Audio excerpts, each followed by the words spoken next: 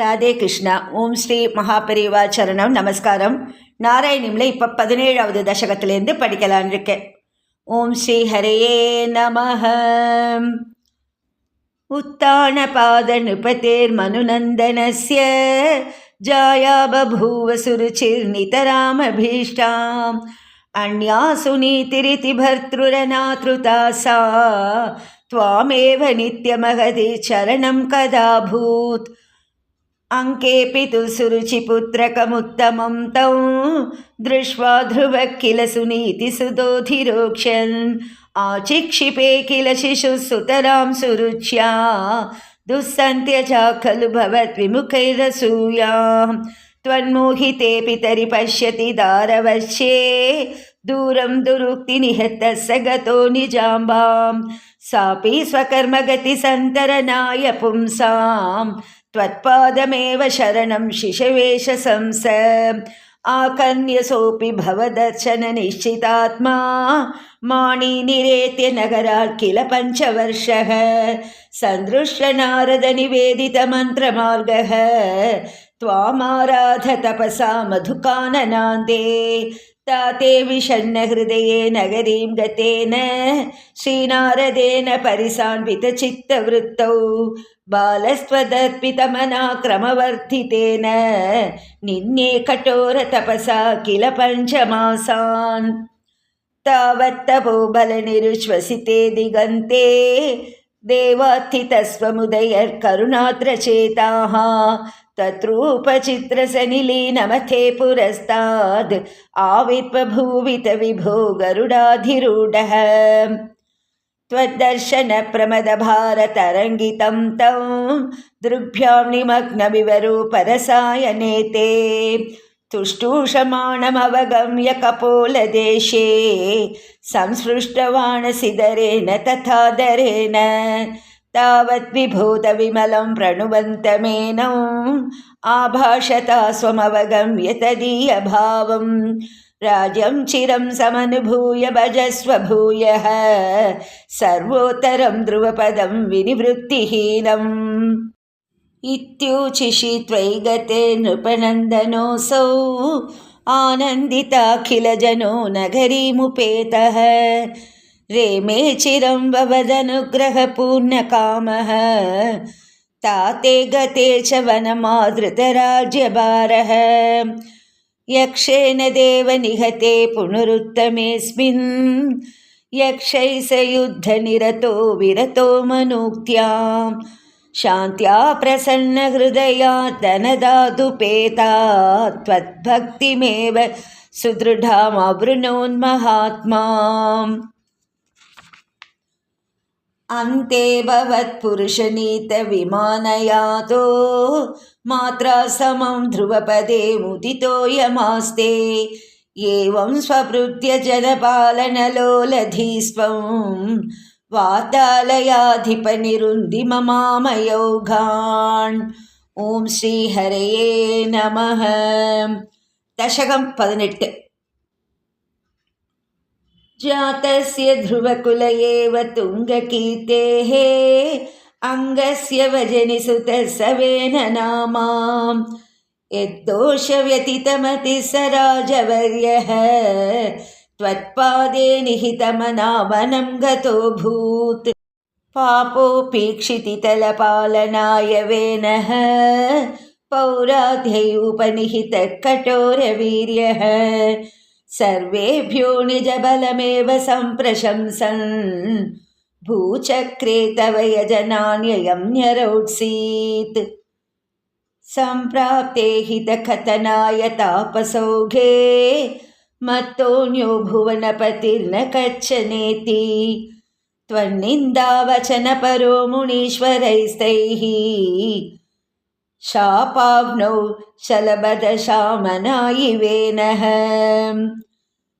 तन्नाशात्खलजनभीरुकैर्मुनीन्द्रैः तन्मात्रा चिरपरिरक्षिते तदङ्गे त्यक्ताघे परिमतिता दतोरुदण्डात् दोर्दण्डे परिमथिते त्वमाविरासीः विख्यातप्रतुरिति तापसोपदिष्टैः सूदाध्यै परिणुतभाविभूरिवीर्यः वेनात्याकबलितसम्पदं दरित्रीम् आक्रान्तां निजधनुषा समामकार्षीः भूयस्तां निजकुलमुख्यवत्सयुक्तैः देवात्यै समुचितचारुभाजनेषु अण्णादीन्यपि लशितानि यानि तानि स्वच्छन्दं सुरभितनूमदूदुहस्त्वम् आत्मानं यजति मकैस्त्वयि त्रिधामन् आरप्ते शततमवाजिमेधयागे स्पर्धालु शतमक एत्यनीचवेषो हृत्वाश्वं तव तनयात्पराचितोऽभूत् देवेन्द्रं मुहुर्तिवाजिनं हरन्तं वह्नौ तं मुनिवरमण्डले जुहूषौ रुन्धाणे कमलभवे क्रोतो समाप्तौ साक्षात् त्वं मधुरिपुमयि क्षता स्वयं स्वम् दत्तं वरमुपलभ्य भक्तिमेकां गङ्गान्ते विहितपथः कदापि देव सत्रस्थं मुनिनिवहं हितानि शंसन् ऐच्छिष्ठासनकमुखान् मुनीन् पुरस्तात् विज्ञानं सनकमुखोदितं दधानः स्वात्मानं स्वयमगमो वनान्दसेवी तत्तादृक्पृथुवपुरीश सत्वरं मे रोगौघं प्रशमय वातगेहवासिन् ओं श्री हरे नमः दशकं 19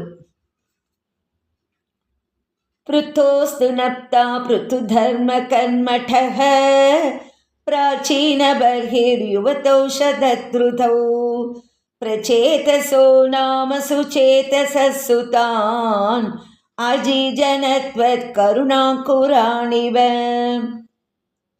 पितुः शुश्रूषा निरतस्य शासनात् भवत्तपस्यापि रता दशापि ते पयोनिधिं पश्चिममेत्य तत्तटे सरोवरं सन्ददृशुर्मनोहरम्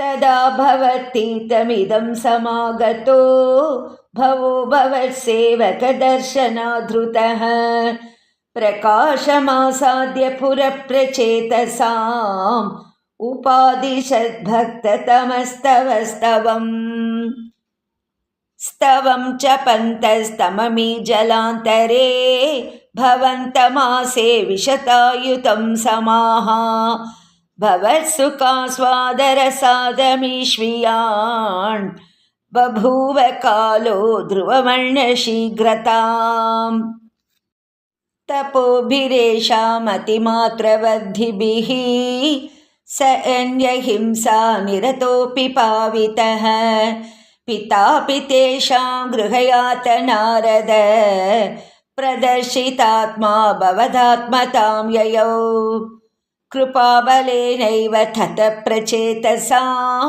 प्रकाशमाघापतकेन्द्रवाहनः विराजिचक्रादिवरायुधांशुभिः भुजाभिरष्टाभिवुतञ्चितद्युतिः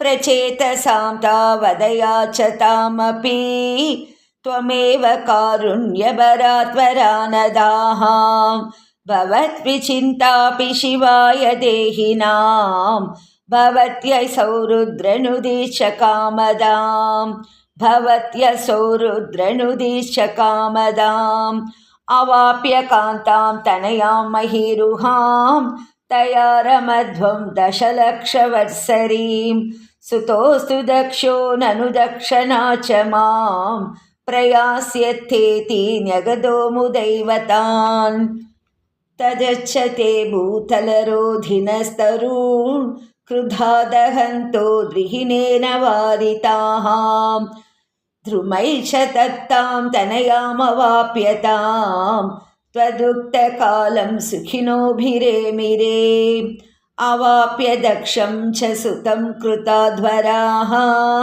प्रचेतसो नारदलब्धया धियाम् अवापुरानन्दपदं तथाविदः त्वमीशवातालयनाथ पाहि माम्. ஓம் ஸ்ரீ ஹரயே நமः. दशकं 20. प्रियव्रतस्य प्रियपुत्रभूतात् आग्नेत्रराजादुदितो हि नाभिः त्वां दृष्ट्वानिष्टदमिष्टिमध्ये तवैव तुष्टै कृतयन्यकर्माम् अभिष्टुतस्तत्र मुनीश्वरैः स्वं राजस्वतुल्यं सुतमध्यमानः स्वयं जनिष्येऽहमिति ब्रुवानः तिरोदधा बर्हिषि विश्वमूर्ते नाभिप्रियायामथ मेरुदेव्यां त्वमंशतो भूरुषभाभिधानः अलोकसामान्यगुणप्रभाव प्रभाविताशेषजनप्रमोदः त्वयि त्रिलोकीवृथिराज्यभारं निदाय नाभिः सह मेरुदेव्या तपोवनं प्राप्य भवन्निषेवी गतः किलानन्दपदं पदं ते इन्द्रस्वदुत्कर्षकृतादमर्षात् ववर्षणास्मिन्न जनाभवर्षे यदा तदा त्वं निजयोगशक्त्या स्ववर्षमेन व्यदधासु वर्षम् जितेन्द्रदत्तां कमनीं जयन्तीम् अतोद्वहन्त आत्मरताशयोऽपि अजीजनस्तत्र शतं तनूजान् येषां क्षितीशो भरतोऽग्रजन्मा न वा भवन् योगिवरा नवाण्ये त्वपालयन् भारतवर्षखण्डान् सैकात्वशीतिस्तव शेषपुत्राः तपोबलाद्भूसुरभूयमीयुः उक्त्वा सुतेभ्योत्तमुनीन्द्रमध्ये विरक्तिभक्त्यान्वितमुक्तिमार्गं स्वयं गतः पारमहंस्यवृत्तिम् अथा जडोन्मत्तपिशाचचर्याम् परात्मभूतोऽपि परोपदेशं कुर्वन् भवान् सर्वनिरस्यमानः विकारहीनो विचचार कृत्स्नां महीमहीनात्मरसाभिलीनः शयुव्रतं गोमृगकाकचर्यां चिरं चरणाप्यपरं स्वरूपं दवाहृताङ्घकुटकाचले त्वं तापान्ममापाकुर्वातनाथ.